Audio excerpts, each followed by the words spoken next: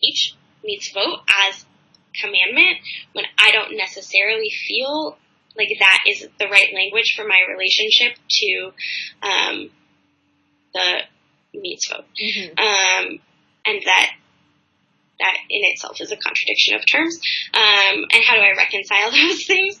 And so I think for me, my commitment to continuing to explore my own relationship to Judaism and my own ritual practice is probably the biggest component of how my Jewish identity and my religious commitment plays into my work as a Jewish educator, because I think what I'm mostly role modeling and what I hope to role model is that religious commitment doesn't have to be static. Jewish commitment and Jewish practice doesn't have to be static, and that my own questions can help demonstrate for learners that there's so many possibilities, and that tomorrow I might choose a different way of viewing my obligations, my choices, my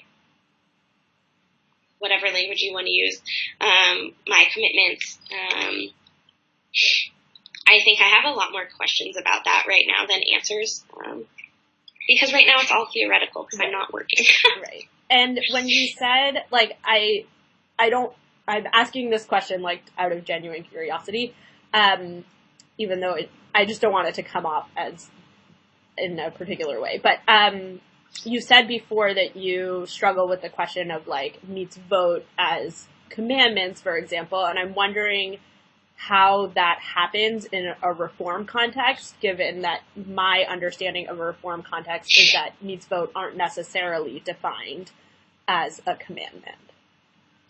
Yeah, well, so that's kind of an interesting thing that I think is at play right now. It's very live right now in not in the reform world at large, but certainly in the rabbinic circles, definitely in the current student body of rabbinical, cantorial, and education students. I think there are a lot of people trying to play with what it means to understand commandedness for some things and reject it for others. Okay. And I don't know that, it's actually Leon Morris at Pardes that I think actually has the most interesting perspective on this. But he has taken an interesting position of not necessarily talking about it outside of reform circles because he's conscientious of the way that it comes off to others as a criticism of the reform movement when he sees it more as like an area for growth. Yeah, it's a thing that's very live right now. There's a lot of stigma, in fact, about commandedness in Jewish community. I think over the years it's shifted what is like acceptable feelings of commandedness and what's kind of outside of the norm. So it used to be, right, that wrapping tefillin was beyond what was acceptable, and now we're encouraged to wrap tefillin. HUC does not provide, in our year in Israel, does not have a daily minyan. We have a minyan 3 days a week for one service a day, and my class has chosen to have a daily minyan.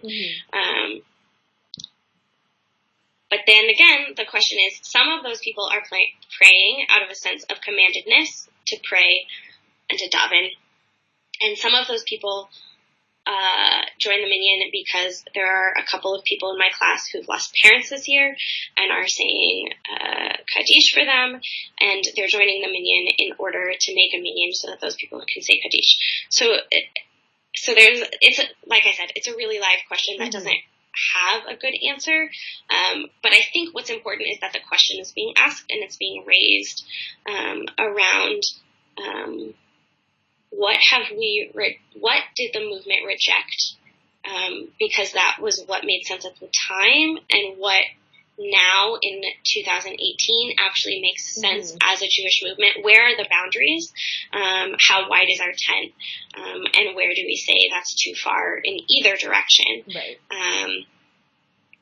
Yeah, it's an interesting question that doesn't have a good answer. It's super interesting. And no, and what you just said provides a lot of context for me that I wasn't aware of. So I appreciate that as well.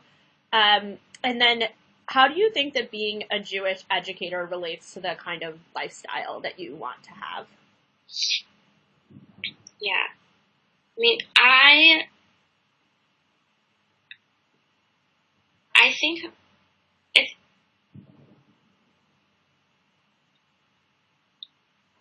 part of it for me comes back to the curiosity piece. Is like, I always want to be learning. I always want to be asking questions and discovering new things. And I think for me, part of being a Jewish educator is putting myself in a space to be continuously asked questions so that I'm forced to re-examine my own assumptions and my own learning and my own understanding.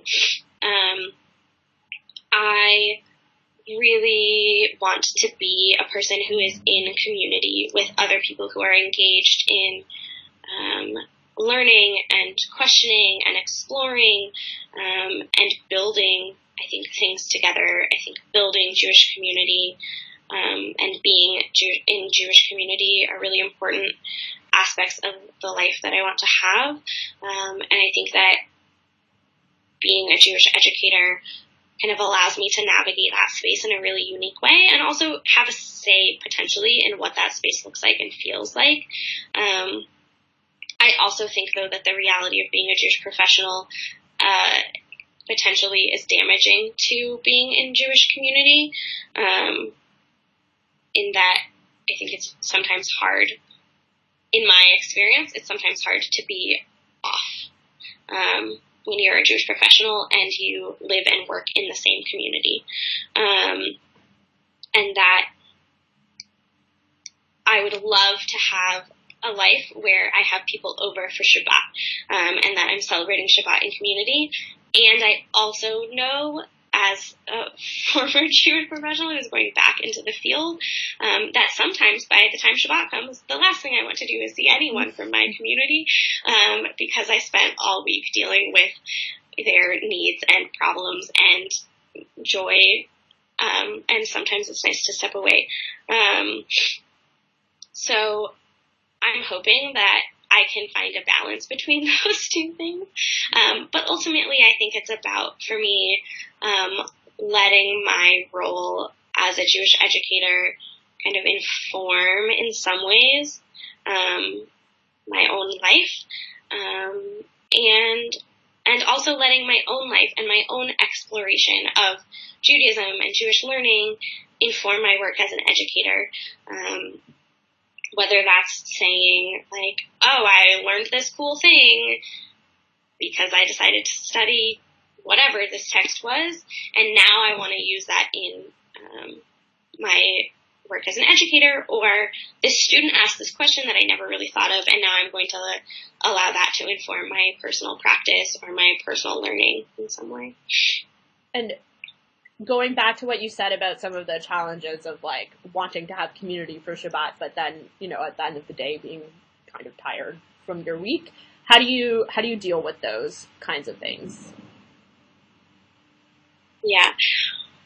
Well, that's a great question. I have attempted to be really conscientious about how I spend my time when I'm working, and how much I allow for overlaps between personal and professional. I think it is a challenge of the trade that Jewish communities, God love them, believe that they are entitled to every part of the life of the professionals who work with them. I think that is clear when communities try and set their professionals up on dates or get involved with their kids or whatever it might be. And I think for me, I've worked, and I hope to continue to work, to be really diligent about setting clear boundaries,